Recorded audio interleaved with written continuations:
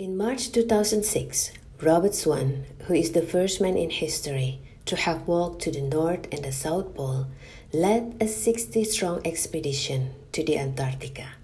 This is the video journal of that expedition. The voyage started from Ushuaia, the southernmost city in the world, and the first thing, of course, was the briefing on the essential. Couple of very important things which I would like you to remember for the next 2 days. We are already in a moving platform, even the weather is very calm and friendly with us at this moment. In about 6 or 7 hours time we will be exposed to the open sea and the ship can start behaving in some strange ways, meaning that it might roll a little bit, it might pitch. Pitching is the movement which put the bow up and down and rolling starboard to port and so on. The biggest, I would say, amount of accidents on board of ships is caused by a door closing on top of the hand, so it will slam on top of your finger, and that will not be very good for the rest of the cruise for you. Remember to have always one free hand. We call it one hand for you and one hand for the ship. A little bit about safety. It's your responsibility. It's not these guys. You're the ones that are going to get injured. So first of all, it's you. Later on, we'll talk about life jackets, PFD's personal flotation devices. I hate them being called life jackets because they won't save your life. In this temperature out here, you fall overboard and you're going to die, whether you've got this so-called life jacket on or not. It won't save your life. It may save your life for a little while, but you'll extinguish it eventually, slower. Treat this ship as a skyscraper, because I can tell you now, if you fall over the side, you will last in these waters about a minute before you go unconscious. And we can turn the ship round to reciprocal course to find you. You're going to see some swells of this sea that goes up and down. The chances of finding your head in that sea is pretty negative. Now onward, there was almost 30 hours of high swells in the direct passage before the ship reached Bellingshausen, where some bad news awaited the team.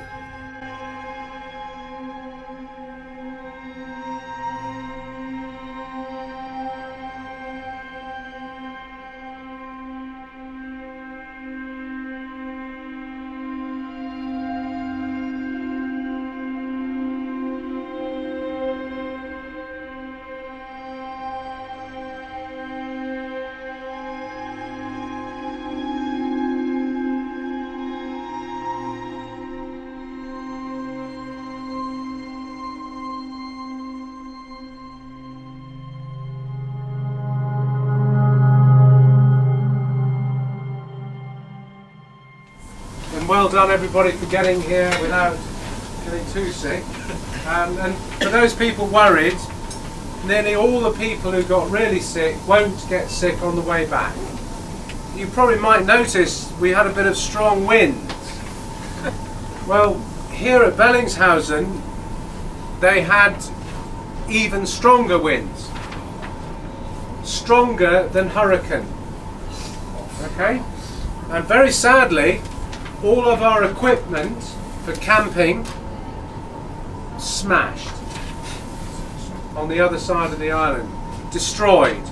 And one of the most important things about leadership is not to change your plans just because you have a problem. So we're going to continue with our plans. There are 3 things that we must achieve here at Bellingshausen. 1, we must get E-base ashore.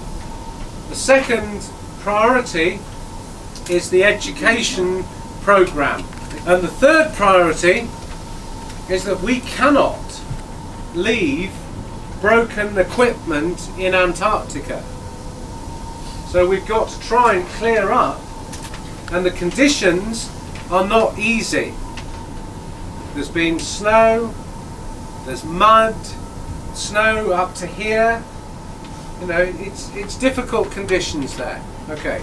And Doug and Glenn are going to take Ashley, Bill, Matthias, Andre T, Roman V, Patrick and David across the island as soon as we get ashore to go and find where all our equipment is. The 3 other teams will go up to the E-base. They're going to clear up with me round the E-base because there's been lots of things destroyed and yurts flattened, all kinds of things. Now if anybody, the thing about getting cold, I know about getting cold, okay? A little bit. If you feel you're getting cold, you are going to get colder. You aren't suddenly going to get warm.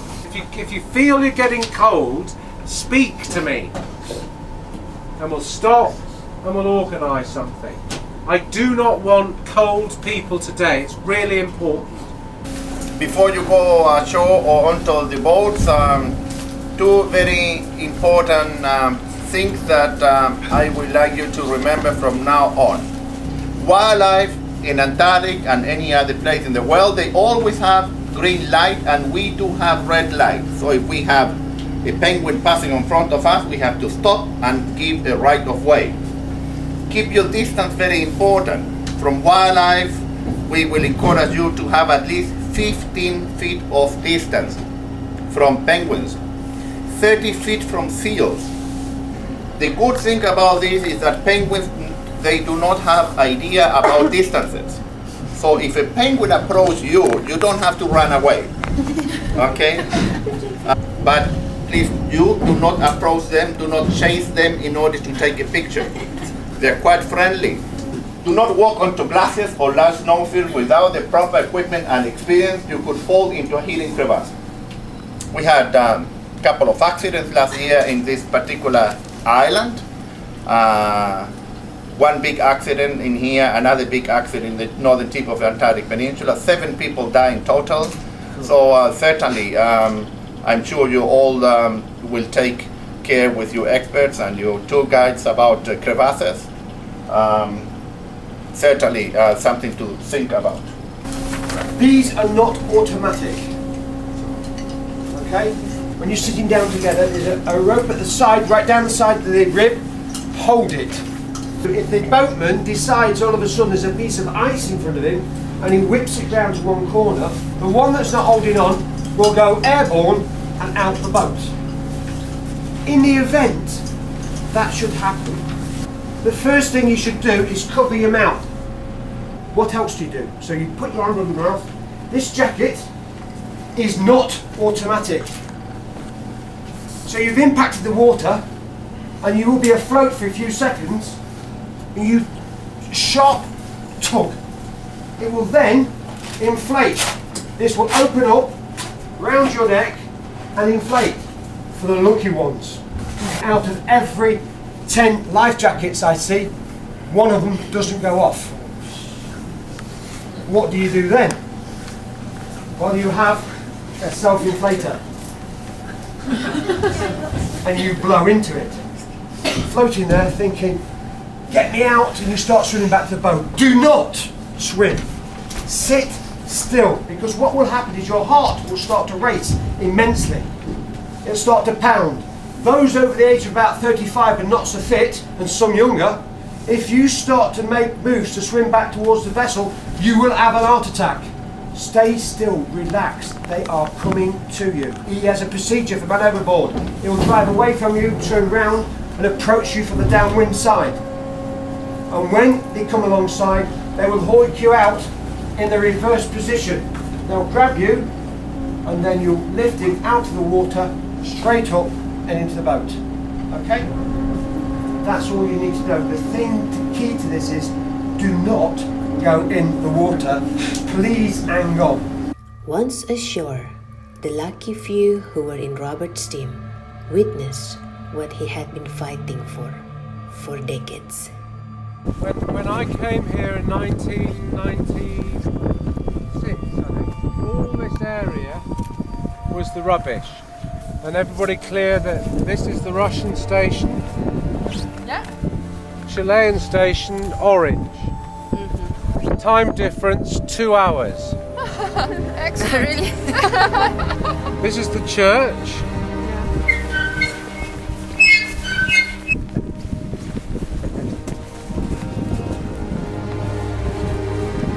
Unbelievable. Look. That one is full.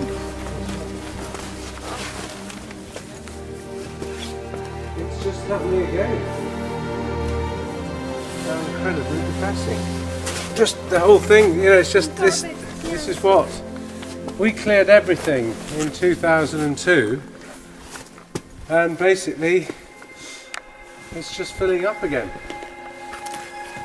Simple as that. It's really very depressing. What the eye can't see, you know, they're putting it in here. Whatever it is, it shouldn't be here, and we really tried to. It's really very depressing.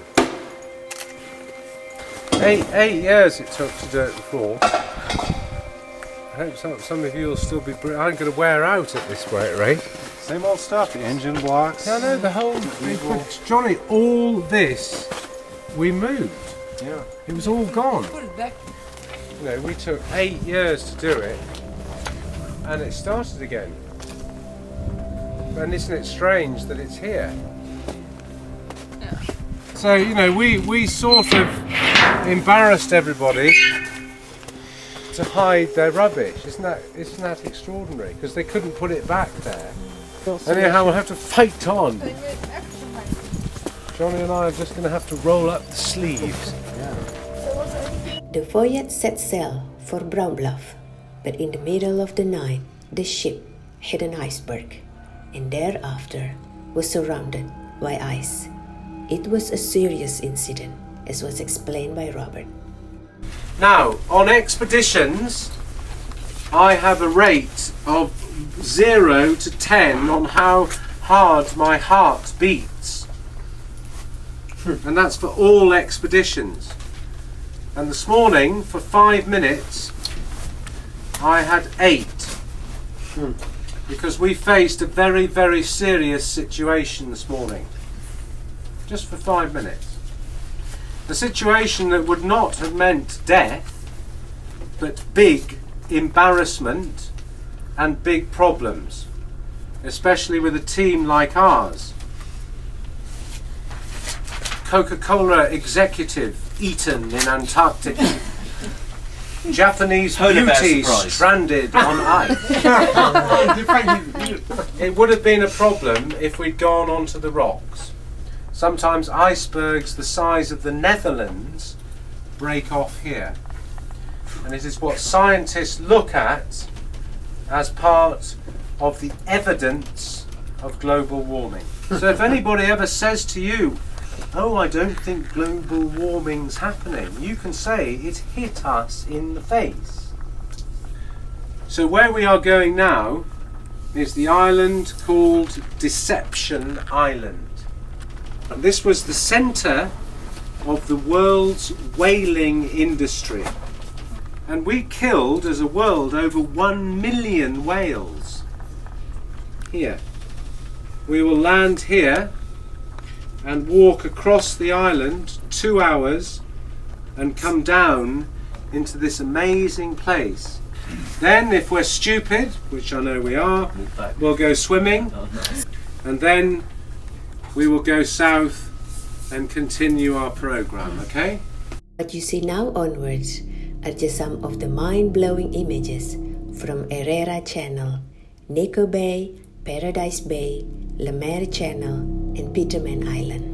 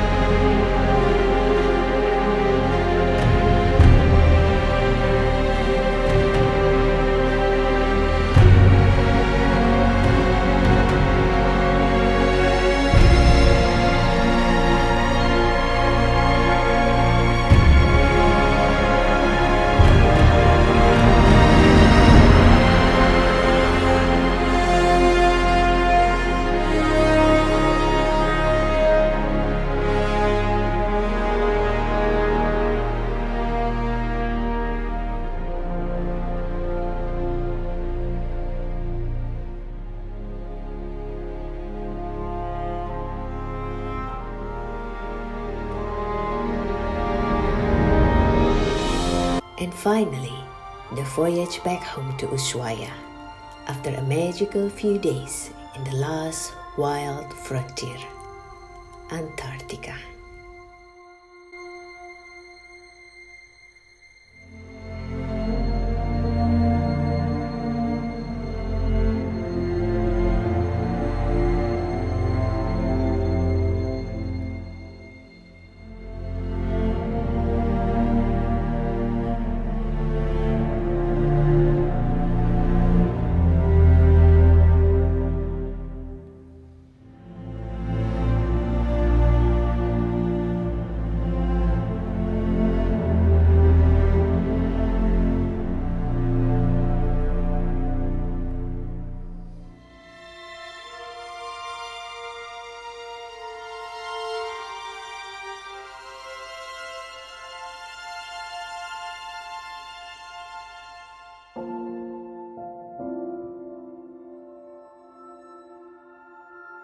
I'm happy to be here with Pushka and also representatives of Coca-Cola and some other companies. And hopefully, Pushka, you now will be an ambassador for this continent and bring back your stories to your friends. And so I hope that you do that. And thanks for coming on